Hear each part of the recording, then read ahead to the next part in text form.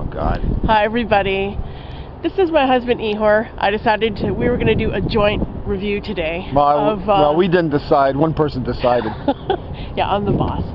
So anyway, we just came from seeing Who is DAYANI CRISTAL at the Hot Dogs Film Festival, and we wanted to do a quick review. So, do you want to go first, or should I go first, or what do you? You start and I'll fill in the blanks. Let me give you a synopsis.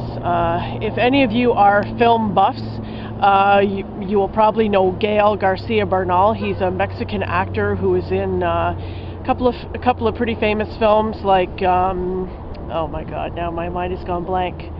Like this one. What was the one with the chick? I don't know. My mind is not working. Okay. Well, anyway, he's a fairly well-known Mexican actor. Yeah, you look him up on Google. He's very cute, very very good. Anyway, he's the co-producer of this movie, which was about a young Honduran migrant who tried to get across the border into the U.S. through the Arizona desert, and he didn't make it. His body was found, and he had this tattoo of with the words or the name DAYANI CRISTAL on his chest, and that's how they finally identified him. But I'm not sure how long it took. Did they say how long it took? To identify him? I think he was found in, I think it was, what, July? I think it happened in 2010. Yeah, July of 2010, and I think they found out who he was, I think, in September of 2010. Well, anyway, yeah, that's the basic story. This guy just, left home to try to get a better life in the U.S. They said they found out he had crossed 10 times before or something, but he had been arrested and sent back. But he had 3 children. 2 young boys and a young girl. He was married and just, left to give them a better life, and didn't make it. So that's what this film was about. And basically, I just thought this film was very, very good. Very, very sad. One thing about the Hot Dogs Film Festival that I really like is it always makes me realize how huge a world that we have, and just what a vast number of people are in it, and all the their own individual lives, what goes on, we have no idea. I mean, there's people hopping trains in Mexico right now trying to get across the border, like these guys. They rode this train, it was called the Beast. They called it the Beast. Mm-hmm. And, they all ride on the top, like dozens and dozens of these guys who are all trying to get across at the same time. Well, not only are they from Mexico, but they're also from, like, Guatemala, they're from Honduras, El Salvador, you name it, and they're all trying to, better themselves. The problem with, migrants is, they're basically hoping against hope, because a lot of them don't make it for various reasons, whether it's like, they get sick, or they get kidnapped, or they get shot by, drug smugglers. Kidnappers, or whatever the case may be. They just, they're living in third world countries where I don't need to go any further. Their lives are not the greatest, so they're kind of like, gambling that, they can get across, find a better life for themselves, make some money, send it back for their families, and maybe one day, they can make enough doing menial jobs, laborious jobs, whether it's in California or Texas or Arizona or wherever they end up, to maybe get their families across and enjoy what we in North America, for a lot of us, we take for granted. Yeah, it's really sad.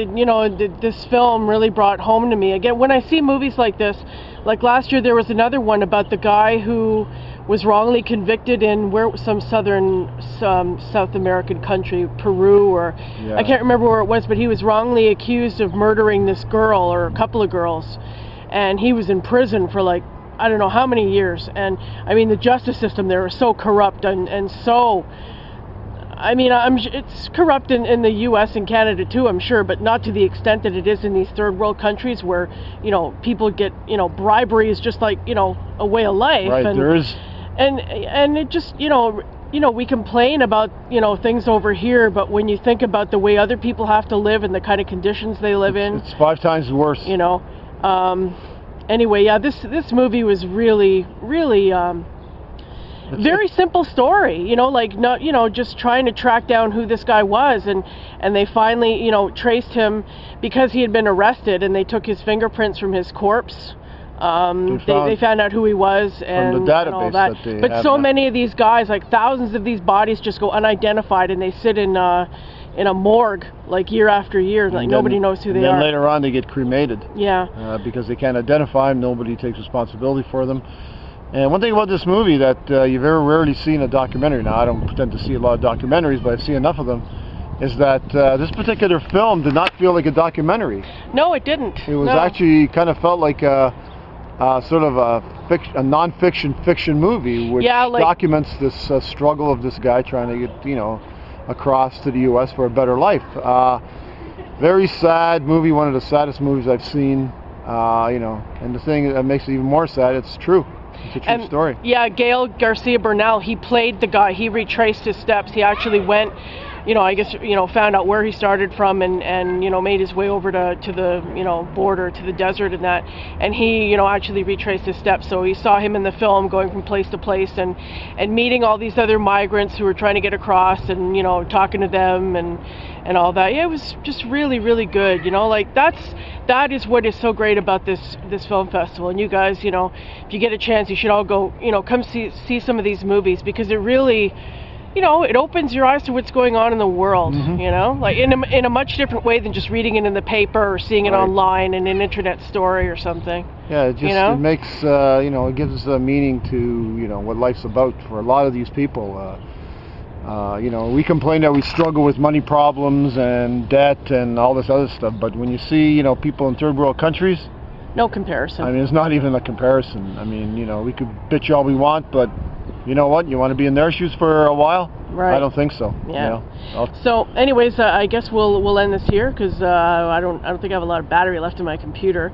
But we're on our way to see Valentine Road next, which should also be very good. It's about I think a gay teenage boy who was murdered for, I think he made a pass at somebody in school or something, and they murdered him. And this movie is all about that story. One thing I have to say about Hot Docs, it's the best run film festival in Toronto, including TIFF.